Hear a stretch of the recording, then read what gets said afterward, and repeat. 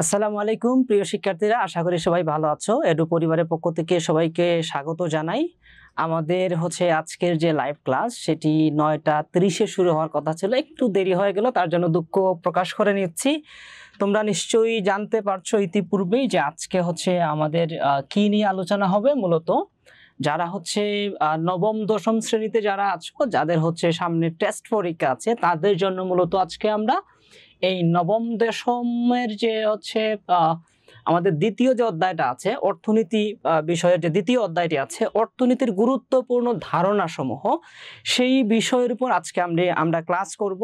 এবং আজকের ক্লাসটি আমাদের লাইভ হবে, সেই সম্পর্কে ইতিপূর্বেই তোমাদের ঘোষণা দেওয়া হয়েছিল।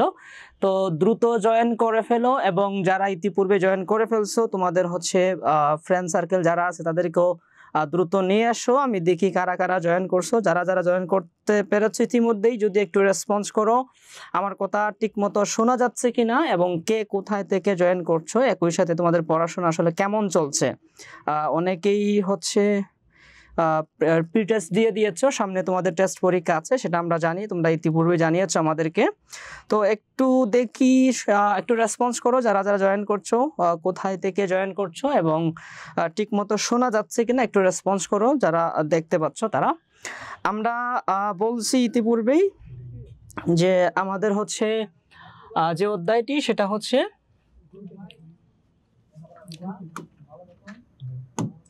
আজকের যে গুরুত্বপূর্ণ অধ্যায় আমরা যেটা আলোচনা করব সেটা দেখো, এই যে এই অধ্যায়টি আমরা আলোচনা করব। হ্যাঁ, এইটা আমরা আলোচনা করব, ঠিক আছে।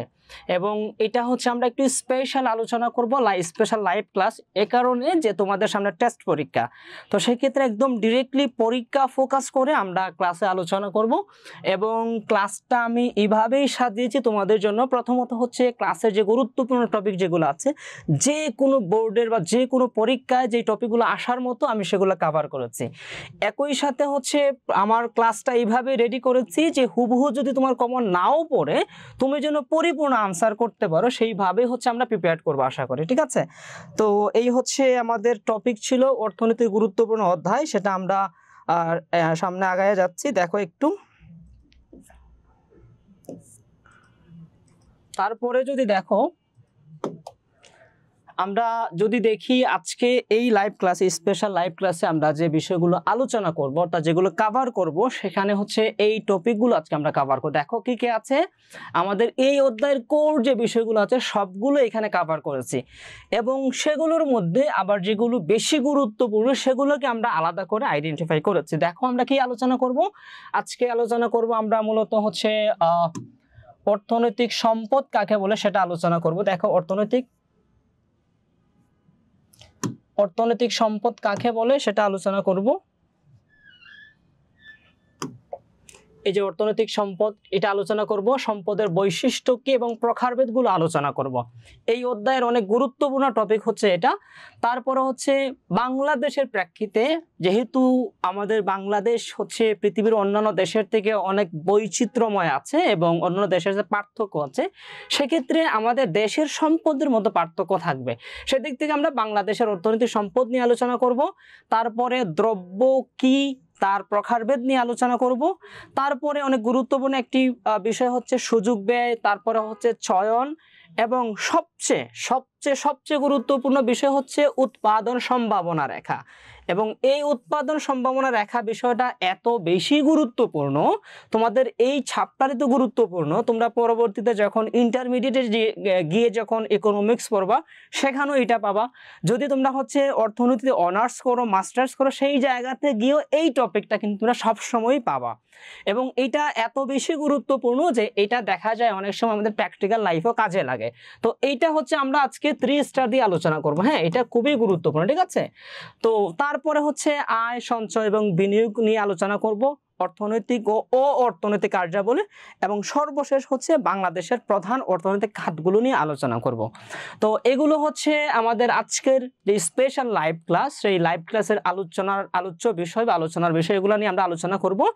একই সাথে আমি আরেকবার বলছি, যারা পরবর্তী একটু পরে যারা জয়েন করছো তাদেরকেও বলি, তাদের জন্য আমি একটু বলি স্পেশালি, যে আমাদের যে আজকে স্পেশাল লাইভ ক্লাস সেটা টেস্ট পরীক্ষার্থী সামনে যারা আছো তোমাদের জন্য, এবং পরীক্ষার যে এই প্রিপারেশন প্রিপারেশন এটা আমরা এইভাবে সাজিয়েছি যে তুমি হয় এখানে 100% কমন পাবা, অথবা কোনো কারণে যদি হচ্ছে কমন একটু কম হয় তাহলে কি হবে যে আমরা এইভাবে সাজিয়েছি যেন হচ্ছে তোমাদের হচ্ছে যে হুবহু কমন না পেলেও তোমরা 100% আনসার করতে পারবা, ঠিক আছে, সৃজনশীল ভঙ্গিতে তোমার নিজের ক্রিয়েটিভিটি হচ্ছে সেখানে দেখাইতে পারবে, এইভাবে আমরা দেখাইছি, ঠিক আছে। আচ্ছা, তারপরে যাই আমরা মূল আলোচনায়। দেখো মূল আলোচনাতে কি আছে। মূল আলোচনাতে আমরা প্রথম বলছিলাম যে অর্থনৈতিক সম্পদ কাকে বলে, ঠিক আছে। তো দেখো সম্পদকে বইয়ের মধ্যে খুব সুন্দর করে দেওয়া আছে, আমরা এখানে একটু শর্ট নোট নিয়ে আসছি, ঠিক আছে। একটা বিষয় দেখো এখানে আমরা আলোচনা করছি হচ্ছে সম্পদের হচ্ছে যে বৈশিষ্ট্যগুলো আছে সেই বৈশিষ্ট্যগুলো নিয়ে হচ্ছে আলোচনা করছি। ওকে, দেখো যে একটা হচ্ছে উপযোগ, তারপর হচ্ছে অপ্রাচুর্যতা, হস্তান্তর যোগ্যতা ও বাহ্যিকতা। আমরা বলছি যে উপযোগ ও এই যে চারটা বিষয় আছে, এই চারটা বিষয় যেই জিনিসের মধ্যে থাকবে সেটা হচ্ছে কি সম্পদ। অর্থনীতিতে আমরা সম্পদ বলতে পারি বা সম্পদ দ্রব্য বলতে পারি। এখানে একটা বিষয় দেখো, আমরা অনেক জিনিসপত্র আছে, ঠিক আছে, পৃথিবীতে কত জিনিসপত্র আছে, সেই জিনিসপত্রগুলোকে সম্পদ বলতে হলে আমরা সম্পদ বলতে অনেক কিছুই কিন্তু আমরা বুঝি, এটা আহামরি তেমন কিছু না, অথবা হচ্ছে এটা রকেট সায়েন্সের মতো কোনো কিছু না। যখন আমরা সম্পদ বলি আমাদের মাথায় কিন্তু একটা ইমাজিনেশন চলে আসে, কিন্তু অর্থনীতির ভাষায় যখন আমরা সম্পদ বলতে যাব সেটাকে সম্পদ বলতে গেলে কি দেখতে হবে, উপযোগ। মানে উপযোগ মানে হচ্ছে কোন জিনিসের মধ্যে আমাদের যে প্রয়োজন আছে বা অভাব আছে সেই অভাবটা পূরণ করতে পারে কিনা। তারপর হচ্ছে অপ্রাচুর্যতা, এটা চাইলেই পাওয়া যাবে না, ঠিক আছে, এটার জন্য হয় আমাকে একটা মূল্য দিতে হবে অথবা সময় দিতে হবে, কিছু একটা দিয়ে সেই জিনিসটা আমাকে নিতে হবে, চাইলেই পাওয়া যাবে না। তারপরে হচ্ছে হস্তান্তরযোগ্য, যেমন ধরো এটা একটা প্যান, হ্যাঁ এটা কিন্তু আমি তোমাকে দিতে পারবো, যে কাউকে দিতে পারবো, অর্থাৎ হস্তান্তর করা যেতে হবে। তারপরে হচ্ছে বাহ্যিকতা, মানে দেখা যায়, দৃশ্যমান, এই ধরনের। তাহলে এই চারটি বিষয় বা চারটি বৈশিষ্ট্য যেই জিনিসের মধ্যে থাকবে সেই জিনিসকে আমরা অর্থনীতির ভাষায় কি বলতে পারবো, সম্পদ বলতে পারবো, ঠিক আছে। তাহলে আমরা একই সাথে সম্পদের সংজ্ঞা পড়ে নিলাম, একই সাথে সম্পদের বৈশিষ্ট্যগুলো পড়ে নিলাম। এই চারটাই হচ্ছে বৈশিষ্ট্য, এটা 1 2 3 4, এই চারটা হচ্ছে সম্পদের বৈশিষ্ট্য, ঠিক আছে। এখন যদি আমরা সম্পদের সংজ্ঞাটা এক কথায় বলি তাহলে কি, যে উপযোগ, অপ্রাচুর্যতা, হস্তান্তরযোগ্যতা ও বাহ্যিকতা সম্পন্ন কোনো জিনিসকে আমরা কি বলবো, সম্পদ বলবো। এবং সম্পদের বৈশিষ্ট্য কি, এই চারটা হচ্ছে সম্পদের বৈশিষ্ট্য, ঠিক আছে। এখন দেখো সম্পদের প্রকারভেদ আছে, পৃথিবীতে যত সম্পদ আছে সেগুলোকে আমরা প্রাথমিকভাবে 3টা ভাগে ভাগ করতে পারি। দেখো এই 3টা ভাগে ভাগ করতে পারবো। একটা হচ্ছে প্রাকৃতিক সম্পদ, মানবিক সম্পদ, উৎপাদিত সম্পদ। সহজে আমি এখানে উদাহরণ দিয়ে দিছি। প্রাকৃতিক বলতে হচ্ছে ভূমি, বন, গ্যাস।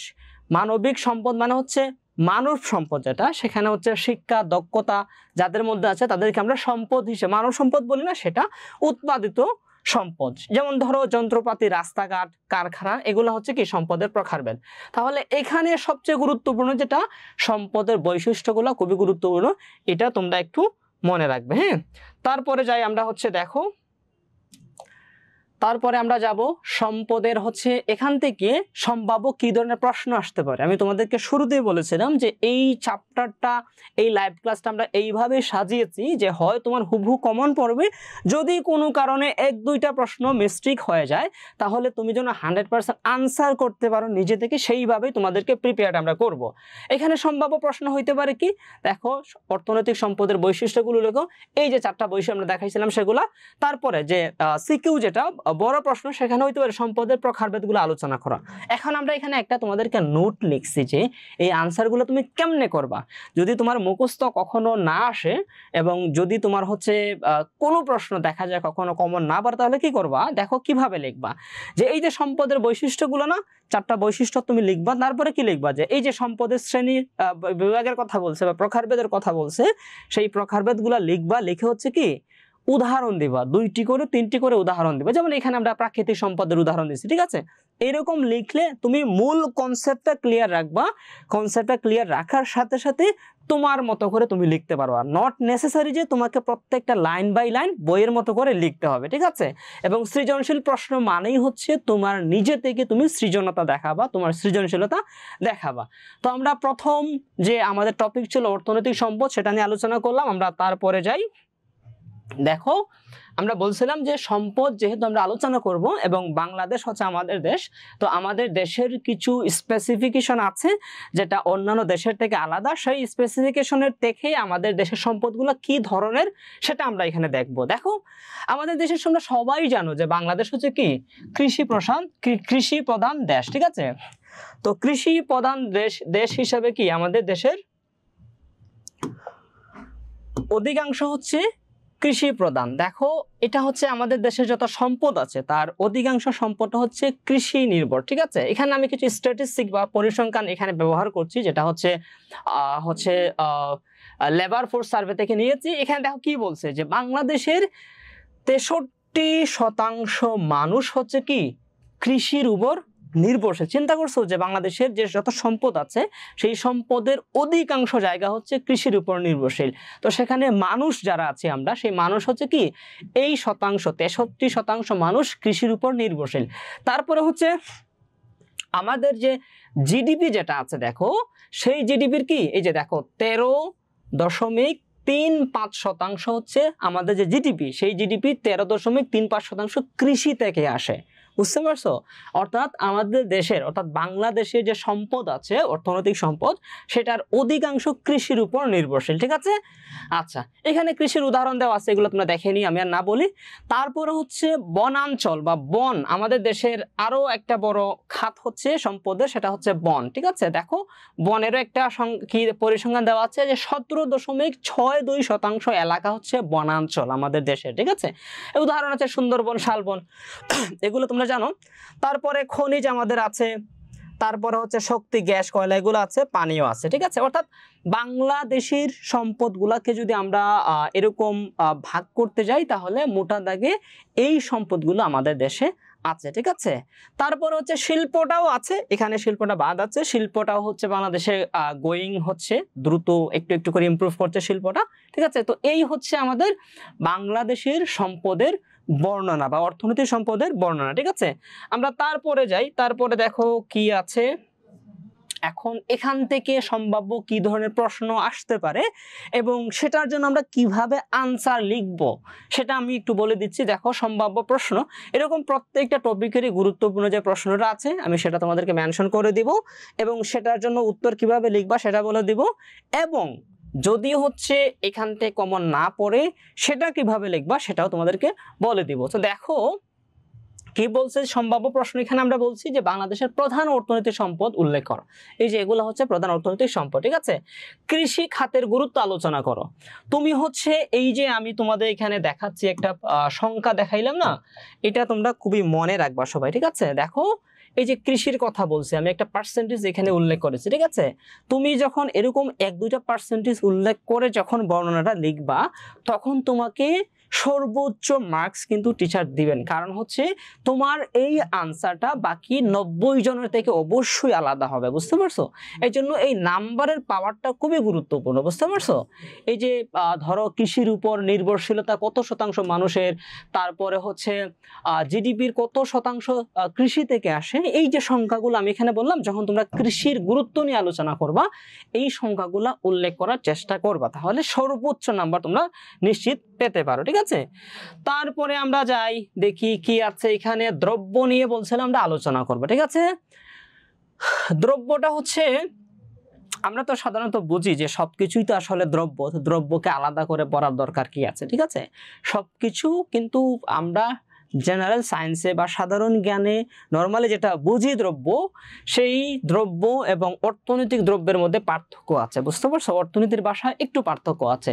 দ্রব্যটা হচ্ছে যেই জিনিস বা যেই বস্তু মানুষের কি করতে পারে, অভাব পূরণের ক্ষমতা রাখে, সেটাই হচ্ছে কি দ্রব্য। যে মানুষের অভাব মেটাতে সক্ষম বস্তুকে কি বলে, দ্রব্য বলে।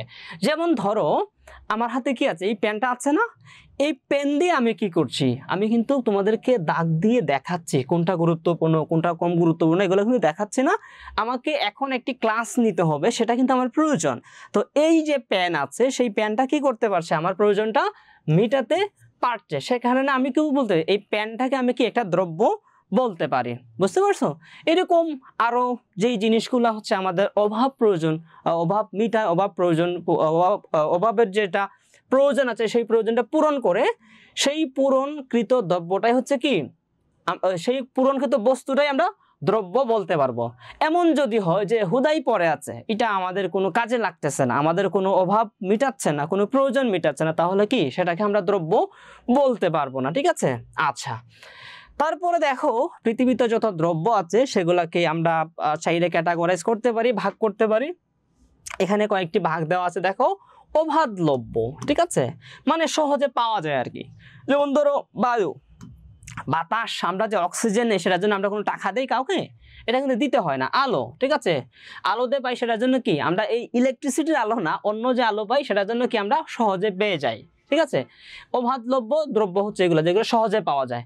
তারপরে হচ্ছে অর্থনৈতিক দ্রব্য, অর্থাৎ অর্থনৈতিক তো বুঝো যেটার সাথে কি আছে, অর্থনৈতিক লেনদেন আছে, কিংবা হচ্ছে অর্থনৈতিক দেনা পাওনা আছে। বুঝতে পারছো? যেমন খাবার, খাবারের জন্য আমাদের টাকা দিয়ে খাবার কিনতে হয়, বা খাবার যদি আমরা বিক্রি করতে যাই টাকার বিনিময়ে খাবার বিক্রি করি।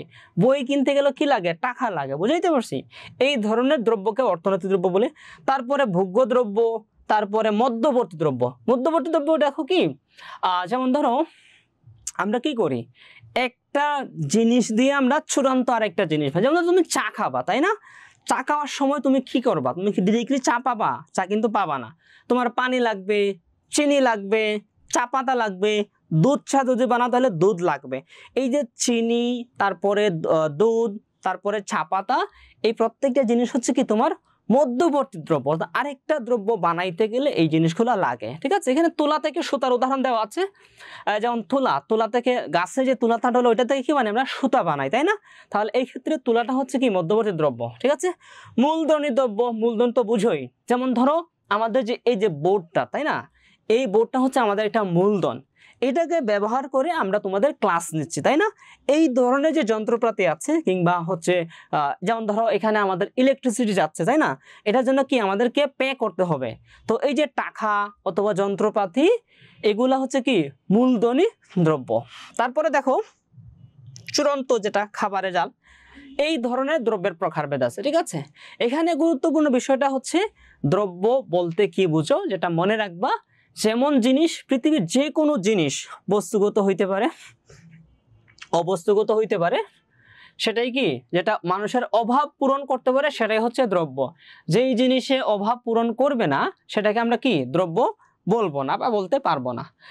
তারপরে দেখো কি আছে এখানে, গুরুত্বপূর্ণ প্রশ্ন হচ্ছে এই যে বলছিলাম যে অবাধলব্য যেটা সহজে এবং অর্থনৈতিক পার্থক্য লেখো, তারপরে দ্রব্যের প্রকারভেদ আলোচনা করো। এখানে একটা গুরুত্বপূর্ণ কথা বলি, যখন কোনো পার্থক্য আসবে যে এইটার সাথে এইটার পার্থক্য করে, যেমন অবাধ এবং অর্থনৈতিক দ্রব্য এই দুটো পার্থক্য করতে বলছে, তোমরা অনেকেই হচ্ছে এটাকে লাইন বাই লাইন বর্ণনামূলক লেখার চেষ্টা করবা, সেটা তো লিখবাই। যদি তোমরা হচ্ছে এরকম টেবিল দিয়ে লিখতে পারো তাহলে কি মার্কস কিন্তু বেশি পাবা। ঠিক আছে? এরকম পয়েন্ট ভিত্তিক দিলে তোমরা বেশি মার্কস পাবে, এবং কম লেখায় অতিরিক্ত মার্কস কিন্তু পেয়ে যাবে এই জায়গাতে। তো এরকম মনে রাখবে, যখন কোনো এই ধরনের তুলনামূলক বা পার্থক্যজনক হচ্ছে কি আসবে, যে সেটাকে তোমরা উদাহরণ সহ এবং টেবিল দিয়ে লেখা ট্রাই করবা। তারপরে দেখো আমরা যাব তারপরে, এবং আমরা গুরুত্বপূর্ণ অধ্যায় টপিকে চলে আসছি। প্রথমটা হচ্ছে সুযোগ ব্যয়। সুযোগ ব্যয় পৃথিবীর অন্যতম গুরুত্বপূর্ণ একটি বিষয়। তুমি হচ্ছে অর্থনীতি পড়ো কিংবা না পড়ো, তোমার এটা কাজে লাগবে। বুঝতে পারছো? কারণ এটা হচ্ছে আমাদের প্র্যাকটিক্যাল লাইফের জন্য খুবই গুরুত্বপূর্ণ। দেখো কি বলছে, যে একটি দ্রব্য পেতে গেলে অন্য একটি দ্রব্যের কিছু অংশ ত্যাগ করতে হবে, ছেড়ে দিতে হবে। বুঝতে পারছো? উদাহরণ দেখো, এখানে যেমন সিনেমার টিকিট কিনতে গেলে তোমাকে বই কেনা যাবে না। এটা আমি তোমাকে বলাই, ধরো তোমার কাছে 10 টাকা আছে, তোমার কাছে কি আছে? মাত্র 10 টাকা আছে। এই 10 টাকা দিয়ে তোমার সিনেমা দেখতেও ইচ্ছে করছে, আবার তোমার একটা পেন লাগবে, তোমার পেনটাও কিনতে হবে। এখন তুমি দেখো, যদি সিনেমা দেখতে যাও তাহলে তোমাকে 10 টাকা দিয়ে টিকিট কিনতে হবে, আর যদি তোমাকে কলম কিনতে হয় তাহলে 10 টাকা দিয়ে কলম কিনতে হবে। তোমাকে এই যে সিচুয়েশন, এই সিচুয়েশনে কি করতে হবে, যে কোনো একটা একটা নিতে হবে, হয় সিনেমা দেখতে হবে কলম কিনে বাদ দিতে হবে, অথবা হয় কলম কিনতে হবে সিনেমা দেখা বাদ দিতে হবে। এই যে একটা জিনিস কিনতে গিয়ে আরেকটাকে ছেড়ে দিতে হচ্ছে, এই ছেড়ে দেওয়াটাকে সুযোগ ব্যয় বলা হয় বা অপরচুনিটি কস্ট বলা হয়। বুঝতে পারছো? এটা আমাদের জীবনে আসে না? ধরো তুমি হচ্ছে যে কোনো ক্ষেত্রেই দেখবা যে এরকম অনেক সময় আসে, কারণ মানুষের জীবনে সম্পদ যেটা অর্থাৎ টাকা বা আরও যে জিনিসপত্র আছে সবগুলাই কি সীমিত, এগুলো আনলিমিটেড না, যার কারণে আমাদেরকে এই ধরনের সিচুয়েশনে পড়তে হয় যে আমাকে যে কোনো একটা করতে হবে, আরেকটা ছেড়ে দিতে হবে। যেটা আমরা ছেড়ে দিই সেটা হচ্ছে কি সুযোগ ব্যয়। দেখো সুন্দর করে বলছে এখানে। তারপরে দেখো চয়ন, মানে পছন্দ করা, বাছাই করা, ঠিক আছে, বা চুজ করা আর কি। চয়ন কি, যে সীমিত সম্পদ থেকে প্রয়োজন মাফিক একটি দ্রব্য বেছে নেওয়ার প্রক্রিয়া হচ্ছে কি চয়ন বা পছন্দ করা বা বাছাই করা বা চুজ করা। যেমন এই জায়গাটাতে যদি তোমরা দেখো, যে উদাহরণটা আমরা দিয়েছিলাম যে তোমাকে হয় সিনেমা দেখতে হবে অথবা কলম নিতে হবে। এখন তুমি কি করবা? তুমি একটু কনফিউজিং সিচুয়েশনে পড়ে গেছো না? তোমাকে এটাই করতে হবে যেটা তোমার সবচেয়ে বেশি প্রয়োজন, ঠিক আছে? যেমন ধরো তোমার কালকে পরীক্ষা আছে, ঠিক আছে, এখন তোমার কলম কিন্তু লাগবেই। সিনেমা যদি তুমি এখন না দেখো পরে দেখে নিতে পারবা বা খুব আহামরি কোনো ক্ষতি হবে না, কিন্তু যদি তুমি কলম না নেও তাহলে রাতে কিন্তু লেখা প্র্যাকটিস করতে পারবা না, এবং কালকে বা পরের দিন গিয়ে কি তুমি পরীক্ষাটা ভালো করে অ্যাটেন্ড করতে পারবা, ঠিক মতো দিতে পারবা না। এজন্য এই মুহূর্তে তোমার সবচেয়ে প্রয়োজন কি কলম কেনা, তাই না? সেজন্য তোমাকে কলম কিনতে হবে অবশ্যই। বুঝাইতে পারছি? তো এই যে সীমিত সম্পদ, তোমার যদি হচ্ছে 10 টাকার থেকে অতিরিক্ত টাকা থাকতো, অনেক বেশি টাকা থাকতো, তোমার যে সম্পদ সেটা যদি সীমিত না থাকতো তাহলে তোমাকে এই ধরনের সিচুয়েশনে পড়তে হইতো না। যেহেতু তোমার সম্পদটা সীমিত, এই অবস্থায় সীমিত সম্পদ থেকে তোমাকে একটা বাছাই করে নিতে হবে। এই বাছাই করে নেওয়ার প্রক্রিয়াটাই কি চয়ন বা চুজ করা বা পছন্দ করা বা নির্বাচন করা আর কি বলা হয়, ঠিক আছে? আচ্ছা, এখন দেখো সবচেয়ে গুরুত্বপূর্ণ যে টপিকটা আমি বলছিলাম যে পিপিসি অর্থাৎ প্রোডাকশন পসিবিলিটি কার্ভ অথবা উৎপাদন সম্ভাবনা রেখা। হ্যাঁ, উৎপাদন সম্ভাবনা রেখা, এই জায়গাটা দেখো যে এটা হচ্ছে তোমার সবচেয়ে গুরুত্বপূর্ণ। প্রথমত আমাদের প্র্যাকটিক্যাল লাইফে তো গুরুত্বপূর্ণ, একই সাথে তুমি এখন কিসে এসএসসিতে আছো, যদি এইচএসসিতে যাইয়া হচ্ছে ইকোনমিক্স নেও সেখানেও তোমার এটা পাবা, তুমি যদি অর্থনীতিতে অনার্স করো সেখানেও এটা পাবা, তুমি যদি অর্থনীতিতে মাস্টার্স করো সেখানেও এই জিনিসটা তুমি কিন্তু পাবা। এবং তুমি যখন কোনো পরীক্ষা দিতে যাবা, চাকরি পরীক্ষা, তোমাকে ভাইবা বোর্ডে এটা আঁকতে বলতে পারে ইকোনমিক্স রিলেটেড যদি দাও। বুঝতে পারছো? তো এই জিনিসটা এত বেশি গুরুত্বপূর্ণ। দেখো এটা কি বলছে যে সীমিত সম্পদ দিয়ে দুটি দ্রব্যের সম্ভাবনা চিত্রিত করা। বুঝতে পারছো? ওই যে আমরা এখানে দেখছিলাম যে দুইটি যখন আমাদের সম্পদটা সীমিত থাকবে ওই জায়গাতে আমাকে সীমিত সম্পদ দিয়ে কি করতে হবে, একটি সম্ভাব্য উৎপাদন যেটা আছে, সম্ভাব্য উৎপাদন যে কতটুকু আমি উৎপাদন করতে পারবো বা না পারবো সেটা আমাকে চিত্রিত করা বা চিত্রের মাধ্যমে দেখানোটাই হচ্ছে কি উৎপাদন সম্ভাবনা রেখা। আরেকটা পয়েন্ট কি বলছে দেখো, যে এক দ্রব্য বাড়াতে হলে অন্য দ্রব্য কমাতে হবে, এটা আবার কিন্তু সুযোগ ব্যয় বলা হয়। বুঝতে পারছো? আমরা দেখছিলাম এখানে। তারপরে হচ্ছে আরেকটা পয়েন্ট আমরা বলছি যে উৎপাদন সম্ভাবনা রেখার যে বিন্দু আছে সেই বিন্দুর ভিতরে যদি আমরা উৎপাদন করি তাহলে সেটা কি হবে, সম্পদের অপব্যবহার হবে। আমরা চিত্র দিয়ে দেখবো এটা আরো ভালো করে। তারপরে দেখো যে রেখা থাকবে, উৎপাদন সম্ভাবনা যে রেখাটা থাকবে সেটার বাহিরে যদি আমরা উৎপাদন করতে যাই সেটা কি হবে না, সম্ভব হবে না, অথবা অপ্রাপ্য উৎপাদন হবে। আমি এটা হচ্ছে একটু দেখাই তোমাদেরকে। আচ্ছা, এটা আমি একটু চিত্র একা দেখাই। হ্যাঁ, মনে করো যে এটা হচ্ছে দেখা যাচ্ছে ঠিক মতো, আমি একটু নিচে দেখাই। হ্যাঁ, মনে করো যে এইটা হচ্ছে আমাদের একটা জমি। হ্যাঁ, এই জমিতে ধরো সর্বোচ্চ 10 মণ উৎপাদন করা যায়, 10 মণ উৎপাদন করা যায়। ধরো এখানে আমার এমন একটি জমি আছে, বা তোমার বাড়ির আশপাশে একটা জমিকে তুমি ইমাজিন করো যেই জমিতে সর্বোচ্চ 10 মণ উৎপাদন করা যাবে। এখন তোমার কি লাগবে, তোমার দুটি দ্রব্য লাগবে, একটা ধানও লাগবে আবার হচ্ছে গমও উৎপাদন করতে হবে তোমার, ঠিক আছে? তোমার ফ্যামিলির জন্য তোমার এই দুইটা জিনিসই লাগবে, ধানও লাগবে আবার গমও লাগবে। তাহলে এই জমিতে তুমি যদি 10 মণ ধান উৎপাদন করতে যাও তাহলে তুমি শুধু ধান উৎপাদন করতে পারবা। যদি তুমি গম উৎপাদন করতে যাও পুরো 10 মণ তাহলে শুধু গম উৎপাদন করতে পারবা।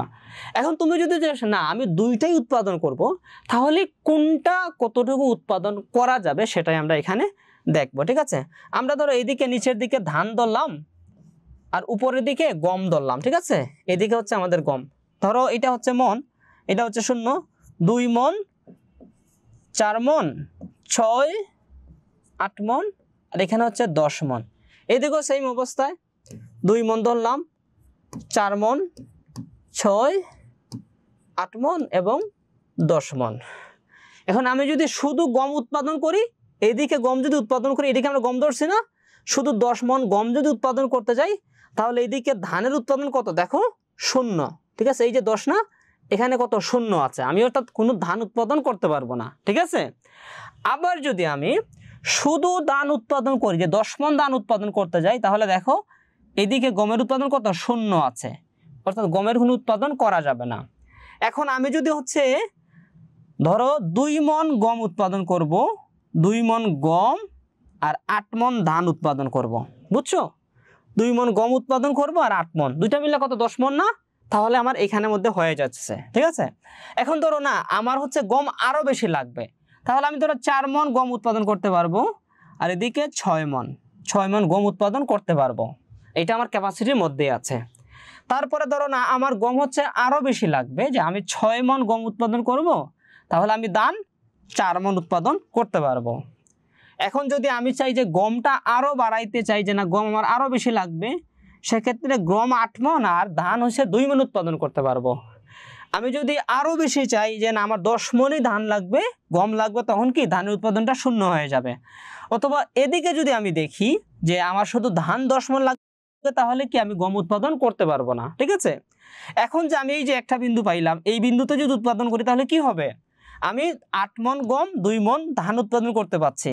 এই বিন্দুতে যদি উৎপাদন করি তাহলে কি হবে, আমার 6 মণ গম 4 মণ, এই যে 4 মণ ধান উৎপাদন করতে আমি পারছি। ঠিক আছে, এরপরে দেখো 4 মণ ধান এই বিন্দুতে যদি আমি উৎপাদন করি তাহলে কি হবে, আমার 4 মণ গমের সাথে 6 মণ ধান উৎপাদন করতে পারবো। ঠিক এই বিন্দুতে যদি আমি এই বিন্দুতে উৎপাদন করি তাহলে কি হবে, 2 মণ গম এবং 8 মণ ধান উৎপাদন করতে পারবো। আর যদি এই বিন্দুতে উৎপাদন করি তাহলে কি হবে, যে আমি শুধুই 10 মণ ধান উৎপাদন করতে পারবো, কোনো গম উৎপাদন করতে পারবো না। আবার যদি আমি এই বিন্দুতে উৎপাদন করি তাহলে কি হবে, আমার শুধু 10 মণ গম উৎপাদন হবে, ধান হচ্ছে কি 0 উৎপাদন হবে, ধান কোনো উৎপাদন করতে পারবো না।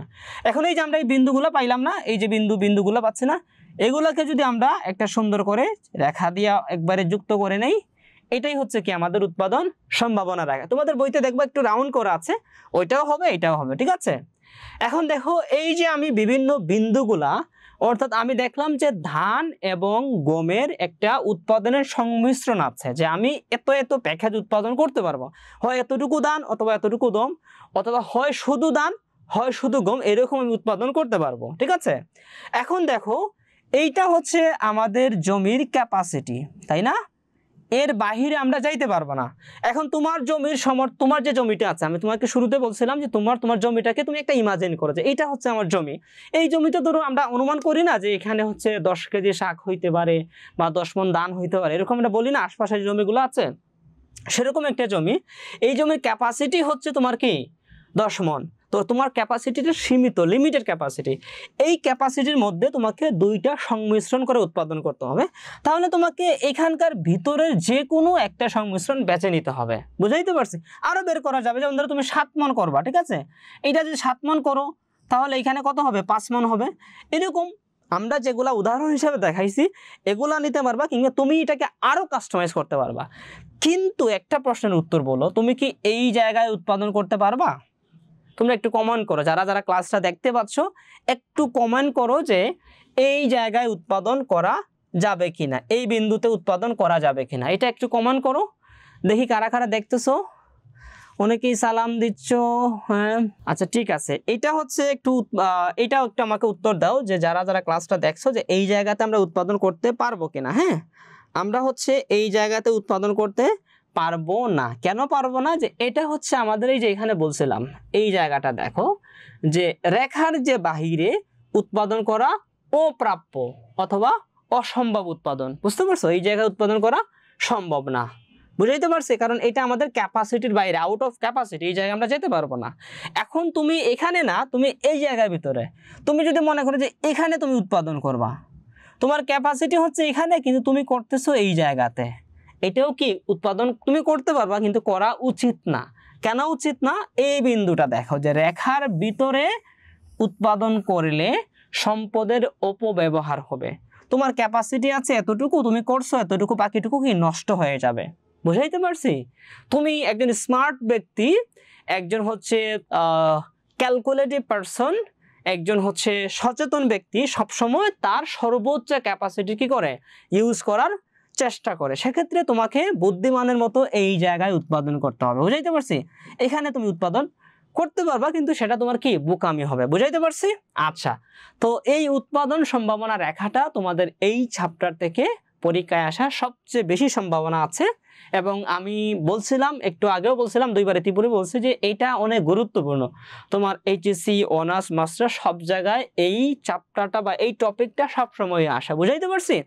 উৎপাদন সম্ভাবনা রেখা নিয়ে যারা লাইভ এখন দেখছো বা পরবর্তী যারা দেখবা, তাদের হচ্ছে আমি একটা হোমওয়ার্ক দিলাম, তোমরা হচ্ছে এই রেখাটা অঙ্কন করবা এবং আমি যেইভাবে বুঝাইলাম এটা ব্যাখ্যা দিয়ে অর্জনযোগ্য অথবা অপ্রাপ্য উৎপাদন যেটা সেটা এবং সম্পদের অপব্যবহার যেটা, হ্যাঁ, এই দুইটা জিনিস তোমরা হচ্ছে এখানে একটু লিখে তোমরা হচ্ছে আমাদের যেখানে লাইভটা হচ্ছে সেখানে হচ্ছে কমেন্টে তোমরা সেই উত্তরটা লিখে দিবা আর কি, আমি সেখানে রিপ্লাই দেওয়ার চেষ্টা করব। ঠিক আছে? আচ্ছা, আশা করি বুঝতে পারছো। আমরা একটু সামনে আগাই। এখন দেখো এখান থেকে সম্ভাব্য প্রশ্ন কি কি হইতে পারে। সুযোগ ব্যয় কি? ওই যে সুযোগ ব্যয়ের কথা বললাম, উদাহরণ সহ দেখাও। হ্যাঁ, তারপরে অর্থনীতির চয়ন কেন গুরুত্বপূর্ণ, এই যে এইটা কেন গুরুত্বপূর্ণ বুঝাইতে পারছি? যে এটার উত্তরটা হবে এরকম যে মানুষের সম্পদ সীমিত, আমাদের প্রত্যেকের সম্পদ কি সীমিত। তুমি কোটিপতি হইলেও কি তোমার সম্পদ সীমিত, কারণ মানুষ যত বেশি বড় হয় তার চাহিদা তত বেশি বেড়ে যায়। তো চাহিদার তুলনায় তুমি যত বড় হবা, যত বড় সম্পদশালী হবা, যত বড় জ্ঞানী হবা, তোমার সবকিছুই কি হবে, আরো চাহিদা বাড়তেই থাকবে। যেই হারে চাহিদা বাড়বে সেই হারে তোমার কি হবে না, সম্পদ কখনোই হবে না, এটা সম্ভব না পৃথিবীতে। যার কারণে তোমাকে সব সময় কি করতে হবে, বাছাই করতে হবে, নির্বাচন করতে হবে, পছন্দ করতে হবে। ঠিক আছে? বা চয়ন করতে হবে, চুজ করতে হবে যে তোমাকে এই এই এই যে প্রয়োজন আছে সেগুলোর মধ্যে কোনটা তুমি আগে নির্বাচন করো, সেটা তোমাকে বাছাই করতে হবে। তো এটার উত্তর এইভাবে লিখতে হবে। তারপর উৎপাদন সম্ভাবনা রেখার সাহায্যে সুযোগ ব্যয় চয়ন ব্যাখ্যা করো। এটা আমি অলরেডি একদম ডিটেইলস এটা 14 গোষ্ঠী উদ্ধার করে বুঝাই ফেলছি। আশা করি তোমরা যখন এটা বুঝতে যাবা আরো 15 গোষ্ঠী উদ্ধার করে ফেলবা। তারপরেও যদি সমস্যা হয় তাহলে কমেন্ট বক্সে এখন লিখো, তাহলে হচ্ছে আমরা সেটা উত্তর দিব বা পরেও দেখে উত্তর দিব, সমস্যা নেই। ঠিক আছে? ওকে, আমরা যাই। তারপরে হচ্ছে দেখো কি আছে। আচ্ছা, তারপর আছে আয়, সঞ্চয় ও বিনিয়োগ। এখানে আমরা খুবই শর্ট করে শেষ করে দিব। দেখো কি আছে, আয় বলতে কি বোঝায়, তারপরে হচ্ছে সঞ্চয় এবং হচ্ছে বিনিয়োগ। হ্যাঁ, আয় হচ্ছে তোমার ধরো শ্রম, হ্যাঁ,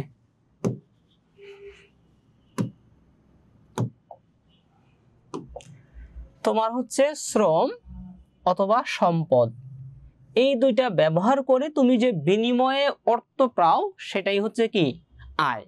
যেমন ধরো তুমি হচ্ছে কি করতেছো, একটা চাকরি করো, সেখানে তুমি শ্রম দিচ্ছ, মাস শেষে কি পাও, একটা স্যালারি তুমি পাও বা বেতন পাও। ঠিক আছে? এটা তোমার কি আয়। অথবা হচ্ছে তোমার একটি হচ্ছে ধরো রেস্টুরেন্ট ব্যবসা আছে, ঠিক আছে, তোমার সম্পদ আছে, সেটা তুমি ব্যবহার করে কি পাও, মানুষে তোমার রেস্টুরেন্টে এসে খাওয়া দাওয়া করে দিন শেষে একটা বিল দিয়ে যায়, তাই না? বিল দিয়ে যায় না? তো এটাও কি তোমার আয়। তোমার শ্রম অথবা সম্পদ এগুলা ব্যবহার করে তার বিনিময়ে তুমি যে অর্থ পাও সেই অর্থটাই হচ্ছে আয়। আয় বলতে কি বোঝায় এটা কিন্তু আমরা সবাই বুঝি। বুঝতে পারছো? তুমি একজন রিক্সাওয়ালাকে যে জিজ্ঞেস করো, যিনি হচ্ছে তার একাডেমিক শিক্ষা নাই, তিনিও কিন্তু আয় বলতে বুঝে। কিন্তু সমস্যা হচ্ছে তুমি যখন অর্থনীতির স্টুডেন্ট হবা তোমাকে একটা গুছিয়ে লিখতে হবে। ঠিক আছে? এজন্য আমাদের এই কথাগুলো বলতে হয়। তারপরে সঞ্চয় কি, ধরো তুমি হচ্ছে দেখো এখানে আমরা এক সূত্র দিয়ে বলছি, সঞ্চয় হচ্ছে আয় থেকে ব্যয় যেটা বাদ দেওয়ার পরে যেটা থেকে যাবে সেটা হচ্ছে কি সঞ্চয়। যেমন বলছিলাম তুমি এক জায়গায় চাকরি করে স্যালারি পাও, তুমি ধরো 40,000 টাকা স্যালারি পাও, ওখান থেকে তোমার খরচ যায় ধরো 30,000 টাকা, ওইটা গেলে কত থাকবে 10,000 টাকা না? এই 10,000 টাকা হচ্ছে তোমার সঞ্চয়। এটাও আমরা বুঝি, কিন্তু আমরা অর্থনীতির ভাষায় যখন পরীক্ষায় বা লিখতে হবে সেটাকে বুঝিয়ে বলতে হবে। তারপরে হচ্ছে বিনিয়োগ। বিনিয়োগটা কি? যে ভবিষ্যতের আয় বৃদ্ধির উদ্দেশ্যে মূলধন ব্যবহার। যেমন ধরো এই যে তোমার 10,000 টাকা তোমার সঞ্চয় হয়েছিল না, এই 10,000 টাকাতে তুমি কি করলা? এই 10,000 টাকা থেকে 2,000 টাকা ধরো অন্য কোথায় 2,000 টাকা, এখান থেকে 2,000 টাকা তুমি কি করলা? অন্য একটা জায়গায় ইনভেস্ট করে ফেললা। ধরো হচ্ছে কেউ একজন ব্যবসা করতেছে, তাকে তুমি দিলা যে তুমি আমার টাকাটা নেও, তোমার ব্যবসা করো, ওখান থেকে আমাকে একটা পার্সেন্টেজ দেবা, ঠিক আছে? অথবা তুমি হচ্ছে ধরো কোন একটা জিনিস কিনে রাখলা, যেটা তুমি কিছুদিন পরে বিক্রি করে আরো বেশি দামে বিক্রি করবা। অর্থাৎ ভবিষ্যতের আয় বৃদ্ধির উদ্দেশ্যে যে মূলধনটা ব্যবহার করা হয় সেটাই হচ্ছে কি বিনিয়োগ, ঠিক আছে? আচ্ছা, তারপরে আমরা যাই, এখান থেকে সম্ভাব্য প্রশ্ন হচ্ছে দেখো সঞ্চয় ও বিনিয়োগের সম্পর্ক ব্যাখ্যা করো। সঞ্চয়, তারপরে হচ্ছে আয় কি উদাহরণ সহ দেখাও। আমি দেখাইছি তোমাদের এখানে, এটা এখানে যেই আমি শুরুতে যে অধ্যায়গুলো দেখাইছিলাম যে যেগুলো হচ্ছে বেশি গুরুত্বপূর্ণ, যেগুলো কম গুরুত্বপূর্ণ। বেশি গুরুত্বপূর্ণ টপিক যেগুলো সেগুলো হচ্ছে আমরা একটু বিশেষ করে সিকিউ এর জন্য খুব ভালো করে পড়বো, আর পুরো অধ্যায়টা হচ্ছে আমরা এমসিকিউ এর জন্য ভালো করে পড়বো, ঠিক আছে? আচ্ছা, এখানে দেখো অর্থনৈতিক ও অর্থনৈতিক, এটা খুবই গুরুত্বপূর্ণ এবং হচ্ছে বোঝার বিষয়, বুঝছো? অনেকেই বুঝতে নাও পারো এটা। একটা হচ্ছে অর্থনৈতিক, হ্যাঁ অর্থনৈতিক, আর একটা হচ্ছে অর্থনৈতিক, বুঝছো? অর্থনৈতিকটা কি? যে কাজের মাধ্যমে অর্থ উপার্জন হয়, যে কর্মকাণ্ডের মাধ্যমে, যে অ্যাক্টিভিটিজের মাধ্যমে কি হয় অর্থ বা টাকা উপার্জন হয়, সেটা হচ্ছে কি অর্থনৈতিক কার্যাবলী। যেমন ধরো কৃষি কাজ করা, শিক্ষকতা করা, ডাক্তারি করা, ঠিক আছে, ওকালতি করা, ব্যবসা করা, যাই কিছু হোক যেগুলা টাকা আসে। কিন্তু আমরা এমনও কিছু কাজ করি যেই কাজের বিনিময়ে কি পাই না, আমরা টাকা পাই না, ডিরেক্টলি ক্যাশ টাকা আমরা পাই না। সেই কাজটা কি? যেমন ধরো আমাদের মা, আমাদের প্রত্যেকের মা আছে না, সবাই কি আমাদেরকে লালন পালন করে, আমরা কি তাকে কোনো টাকা দেই? তারপরে ধরো তোমার বন্ধু আছে, তার সাথে তুমি ভালো ব্যবহার করো, তাকে তুমি হেল্প করো, কোনো টাকা পয়সা কিন্তু আমরা নেই না, ঠিক আছে? অর্থাৎ সামাজিক দায়বদ্ধতা থেকে আমাদের আবেগ, ইমোশন, আমাদের রিলিজিয়াস পারস্পেক্টিভ, এমন কিছু কাজ আমরা করি যেগুলোর জন্য কখনো টাকা দেওয়া হয় না। অর্থাৎ টাকা আমরা হয়তো দেই, কিন্তু ওইটা এজ এ সম্মানী হিসাবে বা বেতন হিসাবে দেওয়া হয় না। এই ধরনের যে অ্যাক্টিভিটিস আছে, মায়ের ভালোবাসা, বন্ধুত্বের ভালোবাসা, বাবার ভালোবাসা, ভাই বোনের ভালোবাসা, তারপরে আরো আদার্স যে ভালোবাসা আছে, কিংবা মানবিক যে কাজগুলো আছে, কিংবা হচ্ছে সামাজিক যে কাজগুলো, এমন যে কাজ যেটার মধ্যে ডিরেক্টলি টাকা পাওয়া যায় না, সেই কাজগুলোকে কি অর্থনৈতিক কাজ বলা হয়, ঠিক আছে? এটা অত বেশি গুরুত্বপূর্ণ না, আমরা এটাকে স্কিপ করে যাব। দেখো সম্ভাব্য প্রশ্নগুলো এখানে তোমরা দেখে নিবা, আমরা তারপরে যাব। এখানে একটু গুরুত্বপূর্ণ বিষয় আছে এবং এটাই হচ্ছে আজকের লাইভ ক্লাসের একদম লাস্ট টপিক, ঠিক আছে?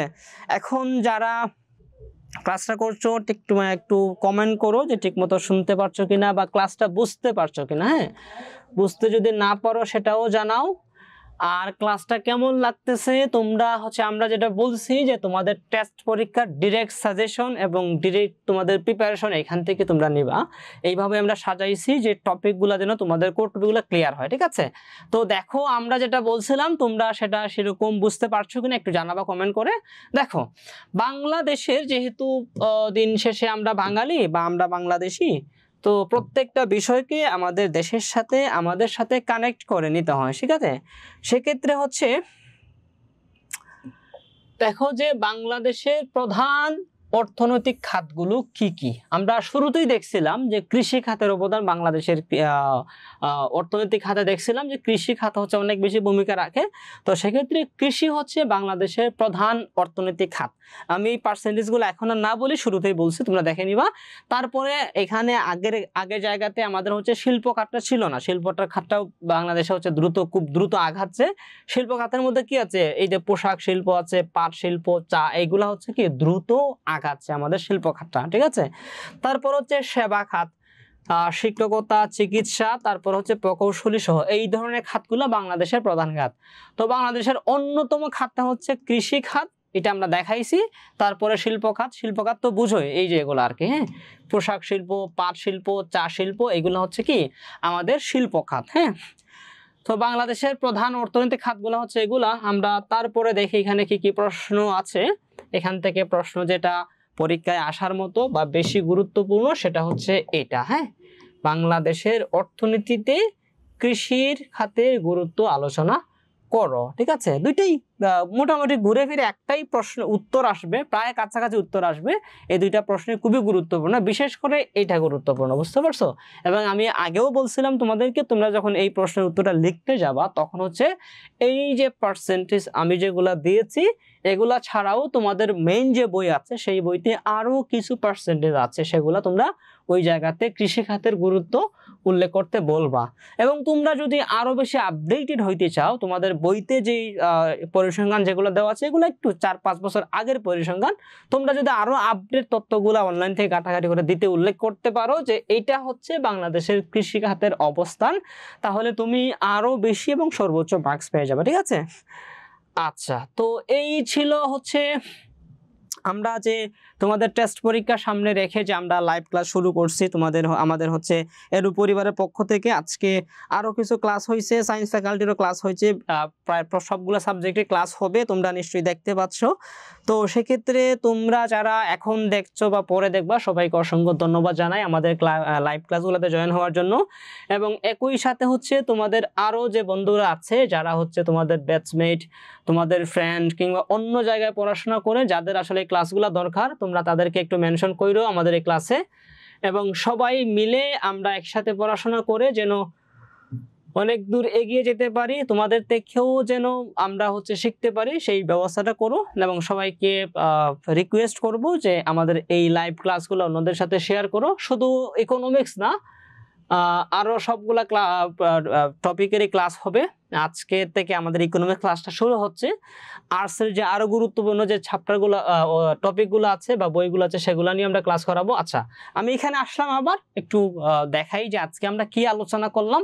শেষের দিকে যারা জয়েন করছো কিংবা একদম লাস্টের পরে যারা দেখবা, আমরা হচ্ছে মূলত এই বিষয়গুলোই আলোচনা করছি। হ্যাঁ, আজকে প্রায় 1 ঘন্টার মতো, 1 ঘন্টা হয় নাই, একটু কম আছে। আমরা আলোচনা করছি মূলত এই অধ্যায়গুলো। ঠিক আছে, এই টপিকগুলো মূলত আলোচনা করছি। এটা একটু দেখে নাও, এটা হচ্ছে অর্থনীতির দ্বিতীয় অধ্যায়, এসএসসি অর্থনীতির দ্বিতীয় অধ্যায়। সেটা নাম কি ছিল? যে অর্থনৈতিক সম্পদ, সেটা ছিল। তোমরা যদি একটু দেখে নাও, আর একটু আগে যদি দাও, দেখো এই জায়গাতে আমরা আলোচনা করছিলাম, এই যে দেখো এই টপিকটা। হ্যাঁ, অর্থনীতির গুরুত্বপূর্ণ ধারণা দ্বিতীয় অধ্যায় যেটা, সেটা আমরা আলোচনা করছি।